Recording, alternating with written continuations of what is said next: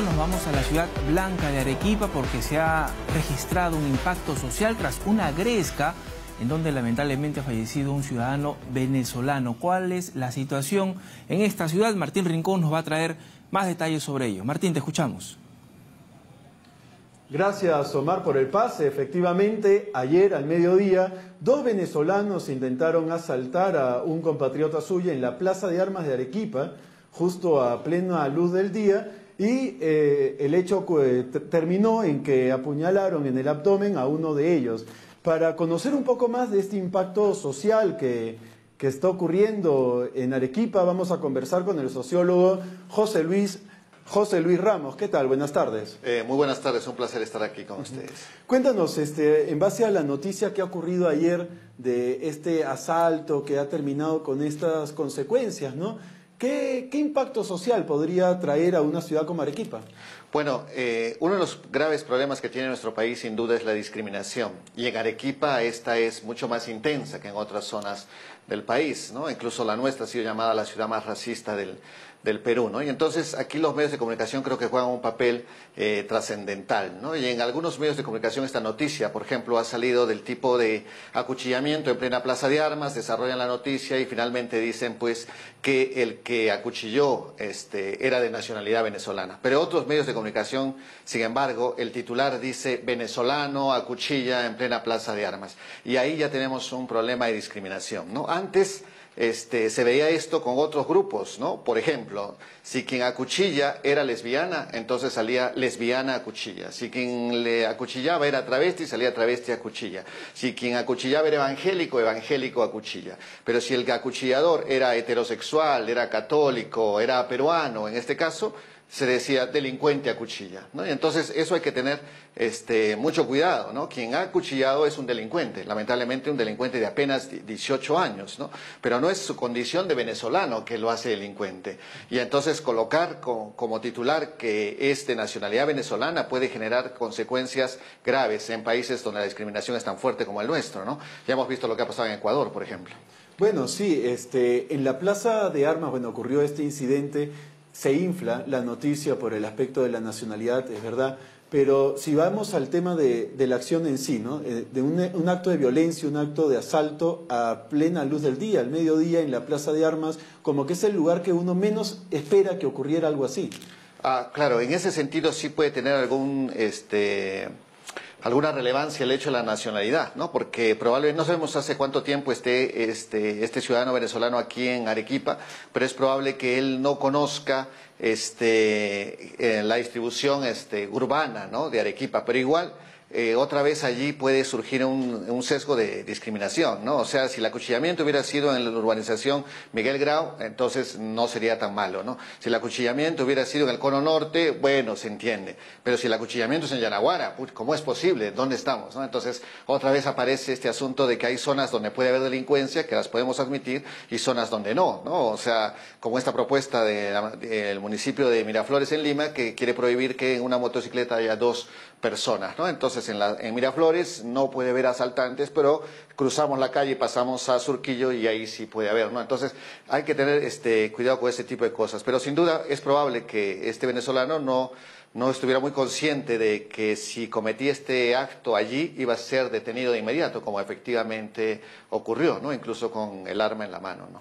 Es que muchos de estos ciudadanos venezolanos y en general también peruanos que van de un sitio a otro van para buscar digamos, un sustento económico, ¿no? Y llegar de repente a otra ciudad, sea de repente venezolano en este caso, puede ser de otra ciudad del país, y que viene, por ejemplo, a Arequipa y empieza a cometer estos actos, crea en el ciudadano, digamos, arequipeño, cierto rechazo, ¿no? A este sector o a estas personas que vengan, ¿no? Para cometer este tipo de delitos. Claro, yo creo que el rechazo tiene que darse, pero el rechazo tiene que darse al acto delincuencial y al delincuente propiamente dicho, pero vincular el delincuente con su nacionalidad es un riesgo, porque en primer lugar hay más de 1 millón de peruanos fuera del país y habitualmente a los peruanos se nos ha calificado de delincuentes, ¿no? O sea, muchos países, para Donald Trump todos los mexicanos son violadores o narcotraficantes. Y bueno, muchos países a los peruanos se les vinculaba con delitos, ¿no? Y entonces nosotros no podemos hacer de lo que tanto nos hemos quejado que nos han hecho en el exterior. Sin duda hay peruanos que han salido al exterior y han cometido delitos, pero no es su condición de peruano lo que lo ha llevado a cometer el delito, ¿no? Sino su condición de delincuente.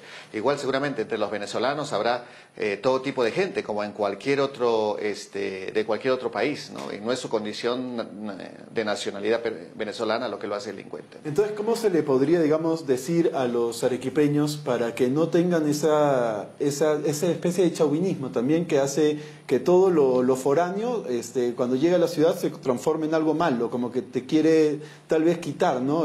Tu terreno, tu espacio, tu forma de vida, ¿no? Tal vez allí sería interesante indagar un poco más porque ha ocurrido muchas veces que quienes llegan a Arequipa se arequipeñizan muy rápido, ¿no? En lugar de intentar mezclar su cultura con la cultura arequipeña o conservar su cultura en un espacio dentro de la localidad arequipeña, pero con un espacio cultural propio, habitualmente es asumida por esto que llamamos arequipeñismo, ¿no? Por eso en las redes sociales vemos tanta defensa de lo arequipeño cada 15 de agosto, pero si indagamos quiénes son los que hacen estas campañas, pues son arequipeños de primera o segunda generación, sus padres no son de aquí, ¿no? Entonces ellos se han arequipeñizado muy pronto. Pero en el caso de los venezolanos no hemos notado eso, ¿no? Los venezolanos pareciera que están encerrados en su mundo, en su forma de hablar, en su forma de pensar. Los vemos casi siempre entre ellos caminando, no estableciendo vínculos con gente de aquí, ¿no? Y entonces probablemente por eso el arequipeño también siente una suerte no sé, de prejuicio de que hay algo oscuro allí, hay algo misterioso, algo que estaría mal, ¿no? Además de todas las taras, pues, ¿no? que tiene lamentablemente en nuestra ciudad, ¿no? Como el racismo, el machismo, ¿no? Y el hecho de la fenotipia de los venezolanos y de las venezolanas también genera pues una suerte de rechazo por parte de quienes se sienten amenazados en su masculinidad o en su feminidad, ¿no? Bueno, volviendo al tema, por ejemplo, de la violencia, ¿qué medidas, qué formas podemos tener como para evitarlo, ¿no? Para evitarlo tanto sea en la Plaza de Armas de Arequipa como en cualquier distrito, en cualquier zona, sea una zona de clase media, en fin, de cualquier lugar. ¿Cómo podemos llegar a evitar este tipo de violencia, ¿no? Bueno, eso es un asunto mucho más complejo, ¿no? ¿Cómo hacemos para que nuestra sociedad sea menos violenta, ¿no? La sociedad peruana es una sociedad altamente violenta, ¿no? Y para comprobarlo basta subir una combi, ¿no? Y entonces vemos cómo la combi ejerce violencia contra los otros conductores que están a su costado, cómo el cobrador ejerce violencia contra los pasajeros, cómo los pasajeros ejercen violencia contra el conductor y contra el cobrador, ¿no? O sea, somos una sociedad donde la violencia está esparcida en todas partes y en gran medida es la herencia de la guerra civil que vivimos en los 80 y los 90, ¿no?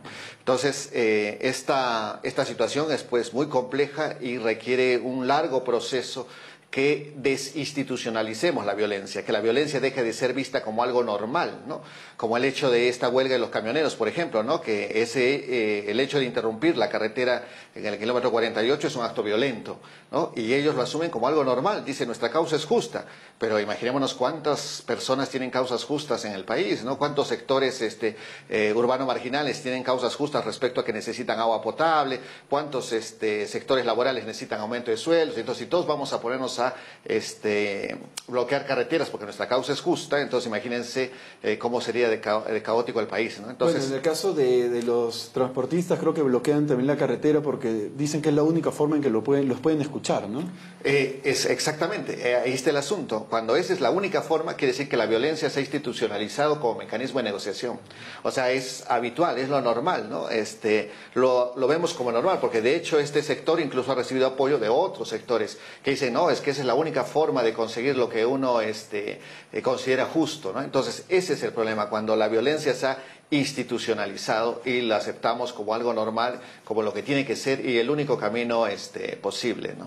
¿Cuál sería en todo caso, ya para terminar, el rol que cumplirían o que deben de cumplir las autoridades para utilizar el poder del Estado, digamos, para prevenir los actos de violencia, ¿no? Bueno, yo creo que habría que ir ya a una cosa mucho más profunda, que es la creación de ciudadanía. ¿Qué significa la ciudadanía? ¿No? En estos últimos meses hemos visto una intensa campaña a favor de hacer justicia con las propias manos, ¿no? Y si de pronto un policía ejecuta a un carterista disparándole por la espalda y él dice que lo hizo en cumplimiento de sus funciones y sale el ministro a decir que hacemos cuestión de Estado, lo liberan o este Poder Judicial no sirve para nada.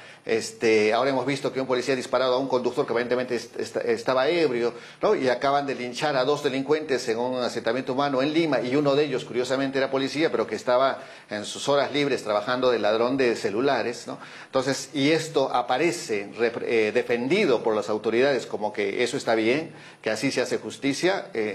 Lo único que vamos a generar es mucho más violencia, y cuando hay mucha violencia, quienes pierden siempre son los inocentes. Los delincuentes saben muy bien cómo defenderse de la violencia, pero la gente inocente es la que finalmente termina pagando los platos rotos de una sociedad que empieza a hacer como lema suyo, chapa tu choro y déjalo paralítico. Bueno, acabamos de escuchar al sociólogo José Luis Ramos. Adelante, estudios.